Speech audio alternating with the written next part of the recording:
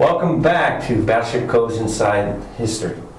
We're here with Dr. John Scholes. I'm Tom Lowney, GM1 retired, and we're here to tell you about the fire control layout on board Battleship Massachusetts. We're in here inside Fire Control Central, basically. This is where the weapons officer would be primarily battle stationed at, and where the fire control decisions would be made from information fed throughout the ship. But I'll let Dr. Scholes get into more detail of that with you.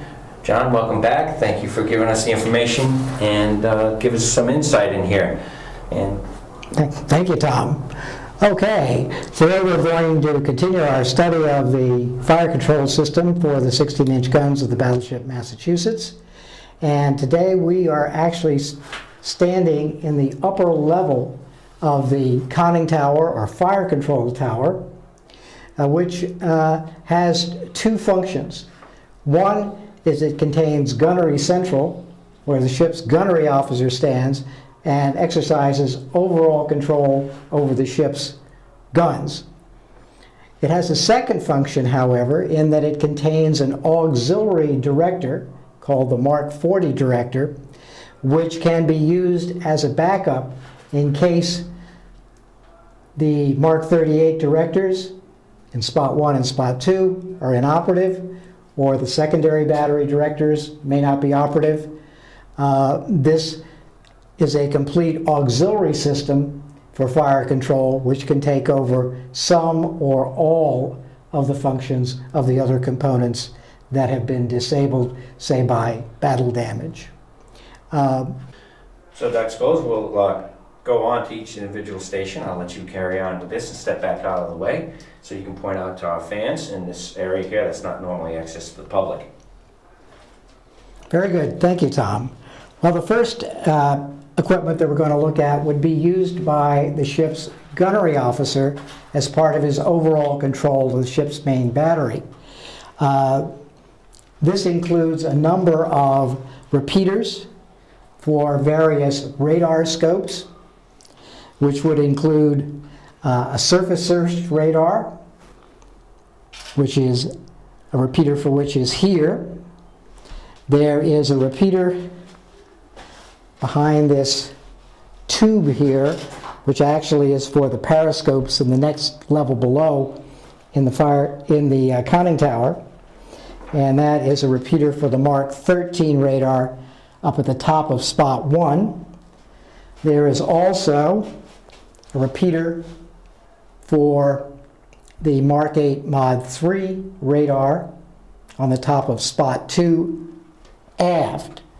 There are also range indicator dials, and unfortunately they've been removed, but there were also target designator and bearing indicators here, which would be used by the gunnery officer.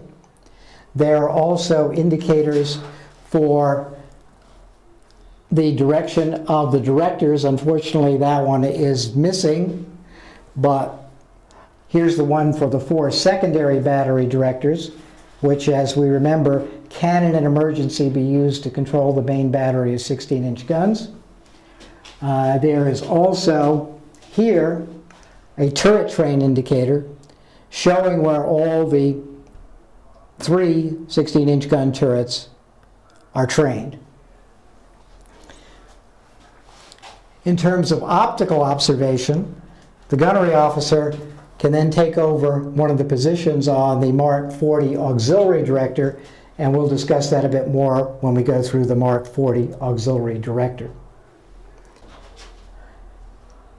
Over in this area, we have the communication central for the gunnery officer. There's a number of jacks for sound-powered phones. There are switches for various telephone circuits. There are target bearing indicators here. And if we swing around here, we have indicators for turret ready lights, a salvo light, and a bell, basically, to ring when a salvo is being fired. So this would be where there would be communication between the gunnery officer and all the other components on the sound-powered phone circuit when the main battery is in operation.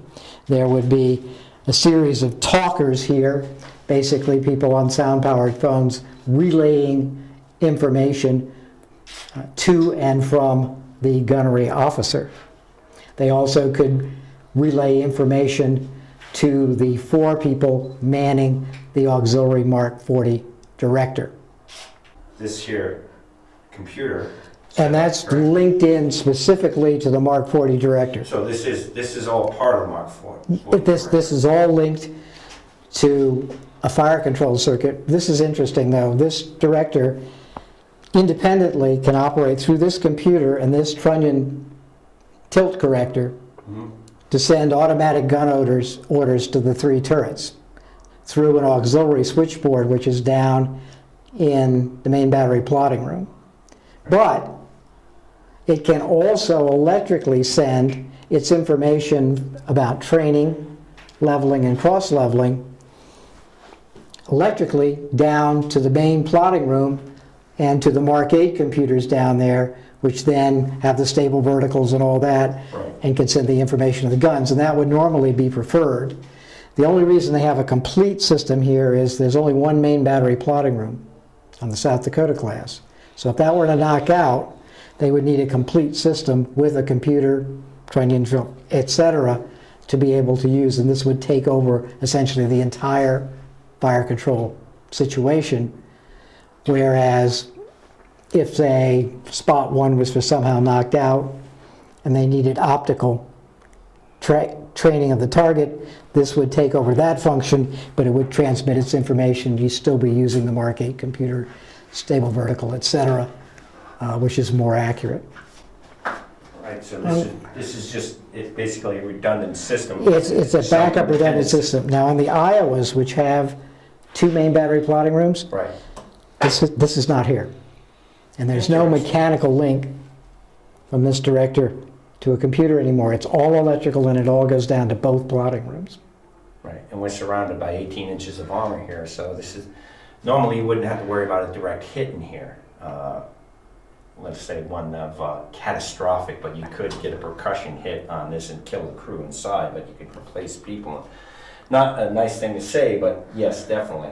So it's an independent, so you can also act as a spot checker in here as well. The gunnery officer can just observe everything going on. In fact, he uses that spotting scope, and we'll go over exactly how he does that. All right, John, why don't you take us into that and Okay. get right into the Mark 40 here. Okay. Okay. Now, again, in addition to this being Gunnery Central, where the gunnery officer is stationed and controlling the ship's battery, this also has another function, and that is as an auxiliary fire control system.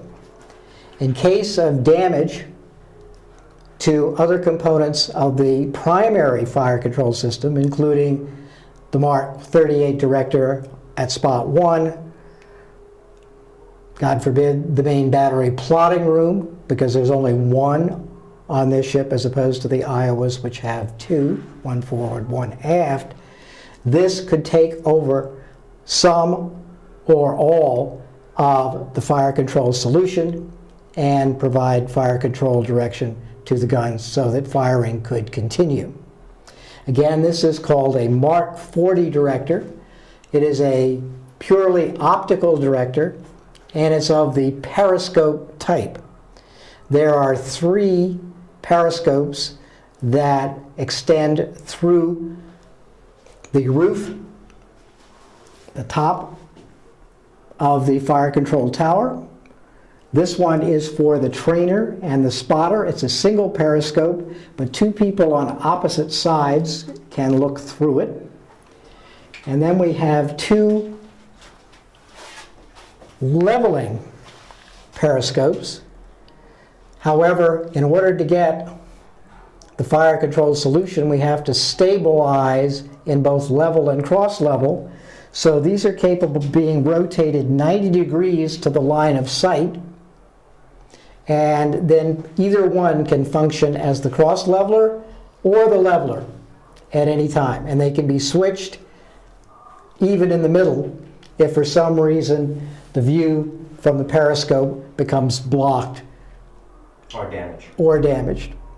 So these can be switched out. They are mechanically all geared together to the spotters and trainers scopes.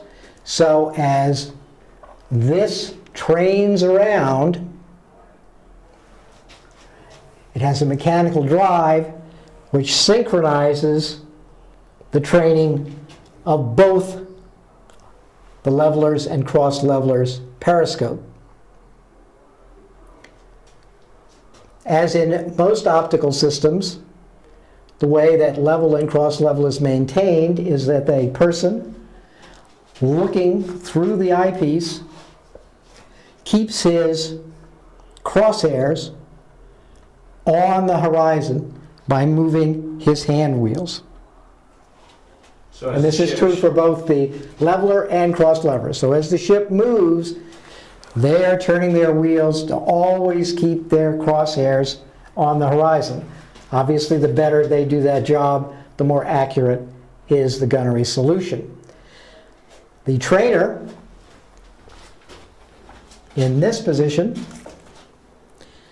is looking through his scope, and he is keeping his crosshairs centered on the target.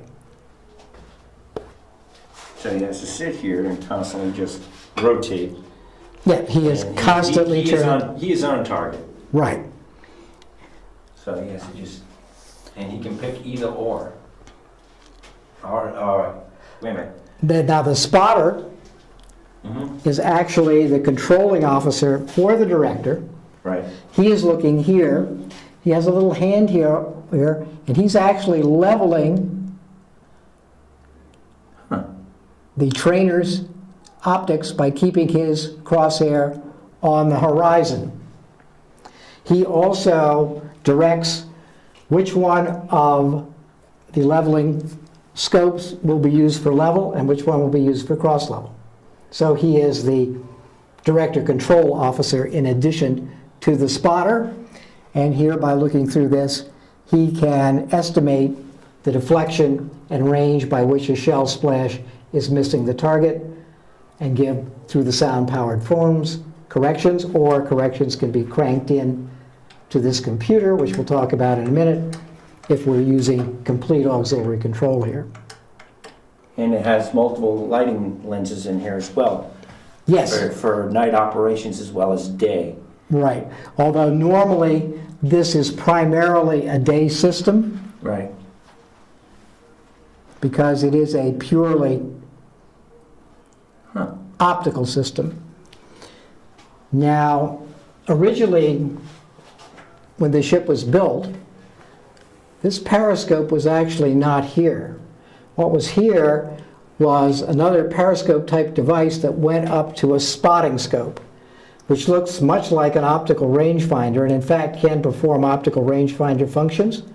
And that was used so that the spotter could estimate through a stereoscopic rangefinder how far short or long a shell splash might be compared to the target and how much deflection. When radar accurate enough to provide spotting, such as we have talked about with the Mark 13 and Mark 8 Mod 3 with their gated scopes, the spotting scope became pretty much redundant, and so it was removed and replaced by this periscope type director called a Mark 32. So let us look at this, and this can be used as well for the 5-inch. Yes, it could be used for the 5-inch. So if you're doing like Through the- short bombardment, you can designate so many pounds You could do that, and do a devastating barrage. and you'd run that through the main battery switch, through the plotting room switchboard. Okay, now as this is trained around and locked onto the target, it provides information to these two electromechanical boxes. This one is the target designator, this one is the turret train indicator. what do they do? This one actually has a dual function, and it has both an input and an output. If a target is being sought, a designation can be sent into this equipment from either CIC, main battery plot, or from the Mark 27 radar that's here in the upper level of the fire control tower to give a bearing for the target. And then the trainer would look at his indicator over here, see what train was indicated, and then he could turn over there. At that point, once he locks onto the target and is tracking it, information goes into the target designator, and this can provide target designation to other components of the fire control system, including the plotting room and other directors. It also gives information on how the turret is being, how the director is being trained, and that feeds information two ways. Mechanically, through shafting, it feeds it into a trunnion tilt corrector and this Mark III auxiliary computer. But it also sends it electrically through the main battery switchboard down to the plotting room so it can be used as information in terms of target designation and train to drive the Mark 8 computer, and then through that system to train the turrets. So there are two really types of backups, one in which this provides the eyes to the fire control system and tracks the target, and one in which, using its auxiliary computer and trunnion tilt corrector, provides the complete fire control system and sends orders directly to the guns from here. So it has two kinds of backup functions. So this computer too also looks familiar, John. It looks similar to the Mark I that sits inside each of the gun turrets. This is a Mark III, which is exactly the same one that's inside the gun turrets. It's a simplified computer, does not produce anywhere near as much information as the Mark 8, is not as accurate, but Sufficient for the task at hand. sufficient for closer ranges, and again, in an emergency situation. But you would not have your main plot. You'd be If in a main thick of battery battle, plot you'd be- was out for whatever reason. Right. So redundancy stands true here as much as any other part on the ship. So Absolutely. independent yet dependent, but either or depending on. So again, the redundancy on these ships is incredible. And it's mechanical, not digital that we're used to today, analog. Yep. So that way, even these ships in today's form for gunnery would be outstanding because you wouldn't have to worry about EMP. You would have it all here visually as well as analog. So as long as you can see, you can fire. Well, we're in a 17-inch thick cylinder of armor. Right. You couldn't imagine better protection for EMP than where we are now. Yeah, that's true too. That is incredible. Grade A armor. Okay, let's talk a little bit about the auxiliary computing system.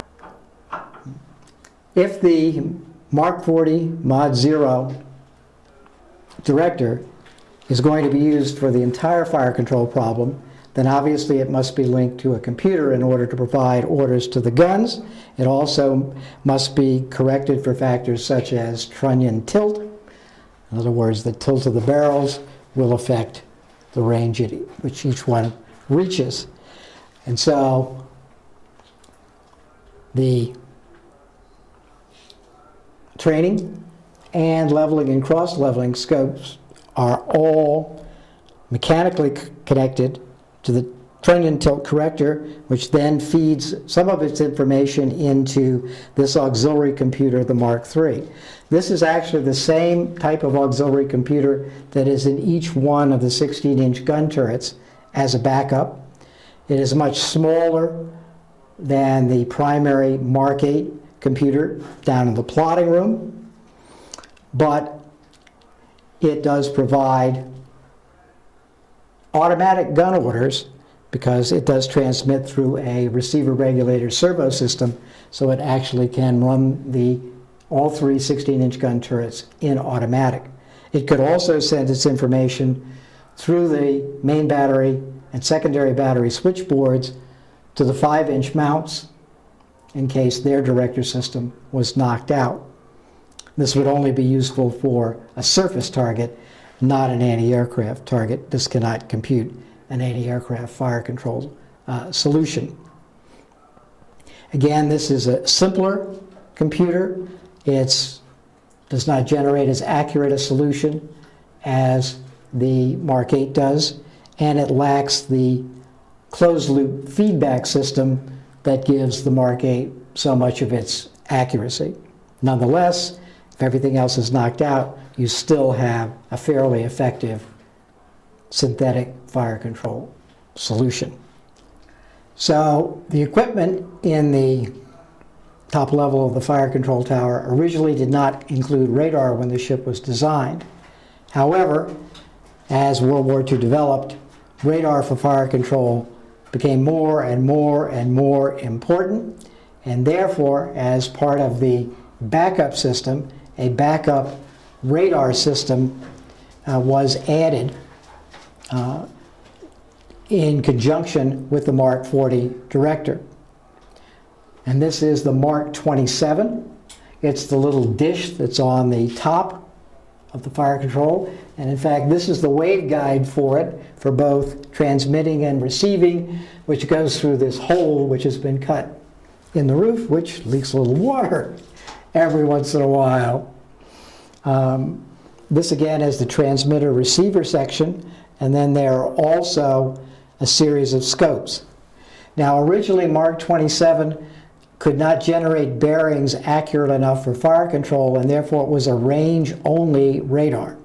And that range would be cranked in manually to the auxiliary computer or called in by sound-powered phone down to the plotting room and CIC if their more accurate, better positioned radars weren't functioning. In addition to that, there's power supplies for the Mark 27. And over here,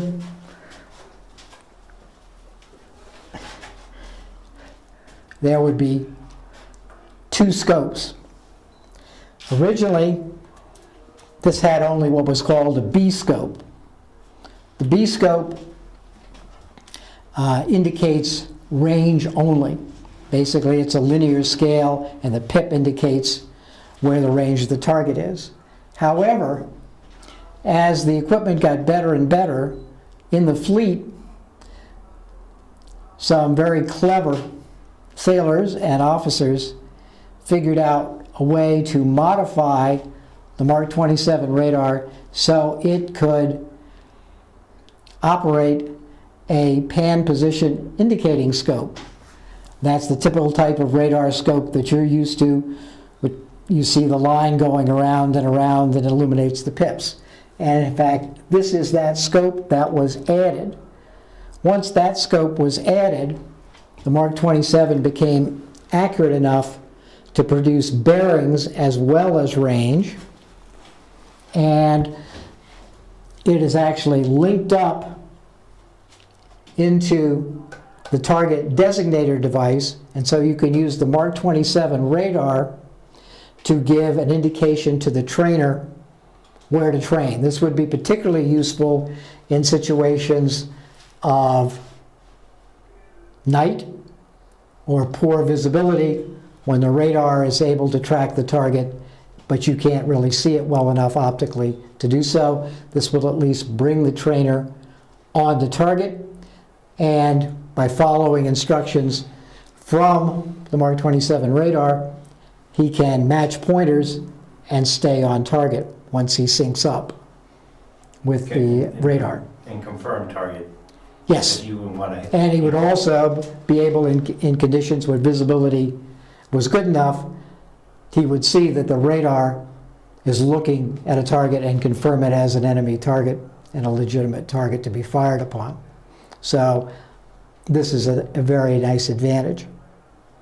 So, We are now in the positions which would be manned at the training periscope, the Mark 32. I'm in the position of the spotter, and I would be looking through here, keeping my crosshairs on the horizon, and I'm tilting a mirror in the periscope. And this is also keeping the trainer, which Tom is performing the function of, as he trains to track the target. I'm just watching the horizon, although when the scope is trained correctly on the target, my crosshairs, in addition to showing the horizon, also can be centered on the middle of the target, which is Tom's job as the trainer. Now I have a scale in my scope showing deflection in mils, so if we were firing on a surface target of a ship, we could see the shell splash and we could see how far left and right it was and make an appropriate correction, either to be cranked into the Mark III computer if we were doing the whole solution ourselves, or to be sent down as a spot to the main battery plotting room so it could be cranked into the Mark VIII computer. Notice that as Tom trains back and forth, that because of the gearing, the leveling and cross-leveling scopes are turning in synchrony. So they are always kept, one aimed along the line of sight, looking at exactly what the trainer is looking at and the spotter is looking at. And the other one at a 90-degree angle, looking at the horizon to give cross-level. And these two scopes are identical, and they can be switched from level to cross-level whenever necessary, and that would be an order normally given by the spotter. The spotter could be the ship's gunnery officer if he wanted to see visually where the shell splashes were going, but under normal conditions, since this is an auxiliary system, this would be, normally the spotter would be a more junior gunnery officer than the ship's gunnery officer. Well, there's a pretty target for you. Yep. That's nice. And Tom is trained on a schooner, which we obviously really wouldn't want to shoot, but it gives a very good illustration. And my crosshairs are on the horizon, right on the waterline of the ship, and the vertical crosswire is bisecting the center of the ship. So we are on target, and if that ship were to move, Tom would be able to train with it. Now he also has two keys here on his hand wheels. These are not firing keys. One is, if he is using as a target designator system, he will pull this trigger, and that will send a signal electrically to the target designator, and that might be fed to other components of the fire control system to designate a target, say one selected by the gunnery officer. This one is to show that he is on target to the target train indicator, So you a can, target train transmitter, so that this shows that he's on target and he's now transmitting accurate train both to our internal system with the Mark III computer, but also to other components such as the plotting room, if this were being used as the director that was actually doing the tracking of the target.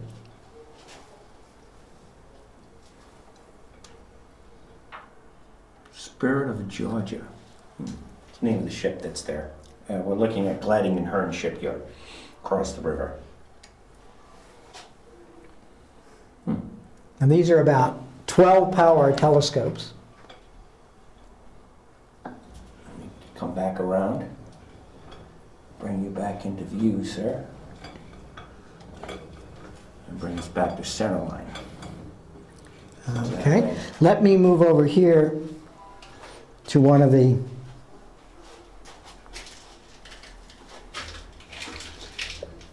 I'll call this the leveler's periscope. And in fact, it looks like it is tracking along the line of sight. The other one would be the cross leveler, would be 90 degrees too. And this has two triggers on the hand wheels, and I would be continually turning these in order to keep my crosshair on the horizon. And either one of these can be used to fire the guns, if that is the setup. One of these is a salvo key, which basically gives a buzzer saying we're about to fire. And then the second one is the actual firing key. And it's set up exactly if we were going to use selected level control, for example. And I had to determine, because we couldn't stay completely level at all times, when the crosshairs were crossing the horizon and it was level, I would give a warning just before I was going to fire, and when the crosshairs were in the right position, I would then pull the trigger. If we were using selected cross level, the cross leveler would do the same function, and I would just stay continuously on the horizon as the leveler. So it's a very redundant system. These two scopes could be switched back and forth for the two functions pretty much at will.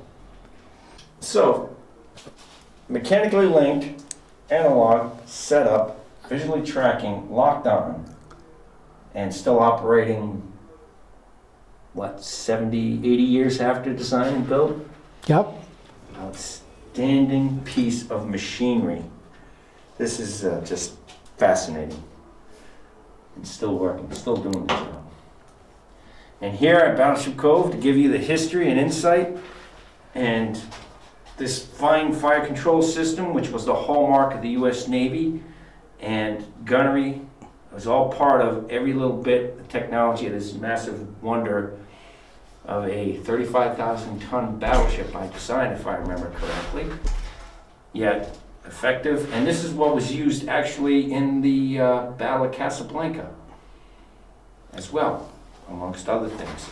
So, as you can see, we are trying to get this stuff restored and maybe one day open to the public, or at least to be able to see in here. So we want to give you this insight to where you normally can't see, and give you an in-depth and historical accurate display of what went into these multi-million-dollar ships, the capital ships of their time. And being the Fire Control Central here, this is telling you all the importance of the dues the ship can do and how it could reach out and touch someone. So we thank you for your time and hope you enjoyed this good insight into the fire control aspect of the Mark 40 and the control station that the weapons officer would be at, and maybe the XO would be up in here during time of battle as well, but we'd have to check that one. It's tough to remember all the stations on the ship, but we'd like you to like, share, and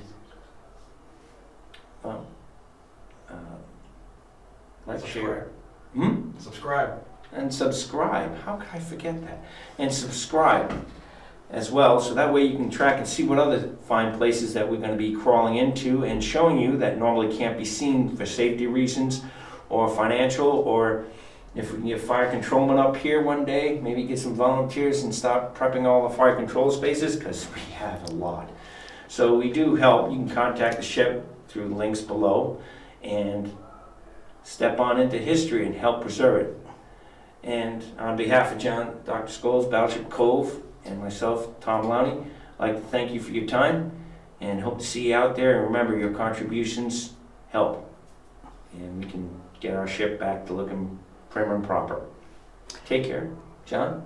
If you would like any more information on this, the NavSource website actually has a very good description of the Mark 40 Director, both the Mod 0, which is in the Massachusetts and other South Dakota class battleships, and the Mod 1, which differs in that it is not linked to a Mark III computer and a Mark V trunnion tilt corrector, but only sends information down to the plotting room. The reason for that is the Iowas have 2 main battery plotting rooms with complete duplication of the entire control system in them, and it would be a most unlikely possibility that both of them would be knocked out simultaneously. Right. So it's thought that a complete system of fire control was no longer necessary because of that redundancy. Mm-hmm. However, they did keep all of the Mark 40 optical system here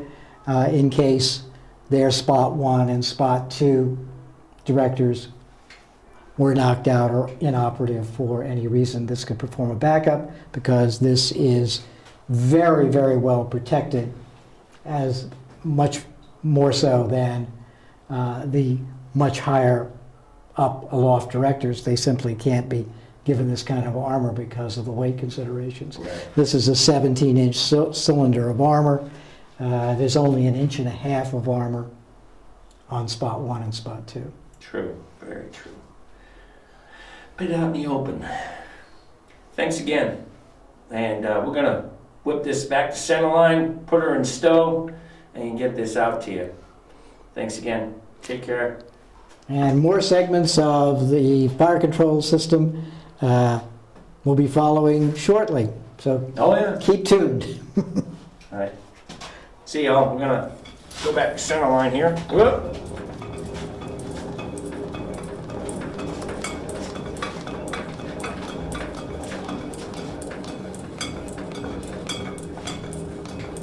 I gotta get me a shot of that barrel. Bring it down, John.